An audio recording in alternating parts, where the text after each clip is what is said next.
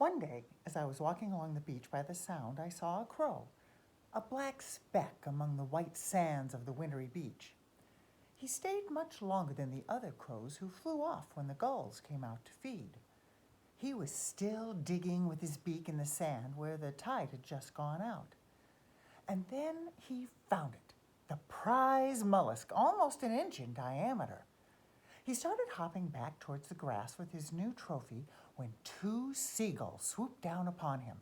A great battle began between the three birds, two monstrous white and gray gulls surrounding the smaller beast with a rainbow in his feathers. As swords fly between dueling cavaliers, their beaks clack together and their wings beat against one another, causing a flurry of sand to rise and scatter in their tornado of feathered aggression.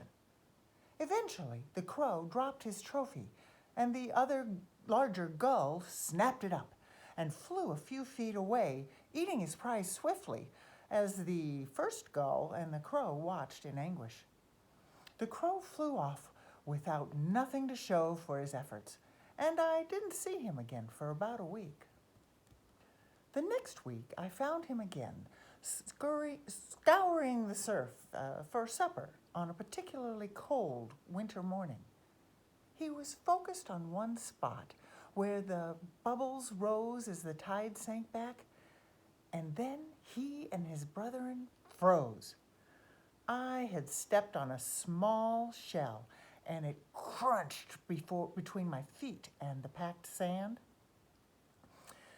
The murder of crows turned on me, eyeing me cautiously. The one closest to my feet skittered back to the others.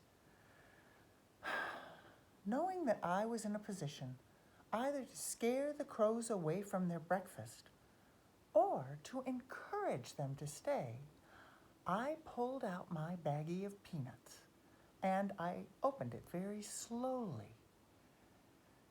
I crushed a few of the nuts in my hand, and then I rubbed them out with the palm of my hand into the sand right by my feet. I slowly turned to the dunes that were about, 12 feet away, and I walked towards them.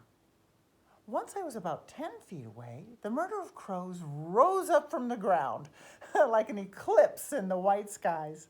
Then they descended upon the nuts in the sand, consuming them voraciously, wary of losing them to the volatile gulls who were due to come by any moment now. Making eye contact with the first crow from last week, I took the other two peanuts that were in my hand and crushed them, but I only opened my palm large enough so that the crow could see it. I knelt down. He slowly hopped towards me, growing warier and warier with every inch gained. I did not move. My knees were in the sand, and I was holding my hand out to him, maintaining eye contact with the shy creature. Once he was at my feet, I lowered my hand so that he could reach. He quickly glanced up at me so that he could stare me down with one eye. Then he summoned up all the courage in his chest and quickly pecked the two morsels out of my hand. As he ate, the others saw the interaction that was going on, and they slowly migrated toward me. The smaller of the crows kept to the back of the group, while the larger and the stronger of the group came to my feet. I ended up using all that was in my snack baggie, and the crows, upon the realization of the empty bag, took flight, heading back past the grass to the trees, beyond the houses I could see. I continued on my path, then turned back and headed home for the day, knowing that I would need to buy more peanuts for my walks on the beach.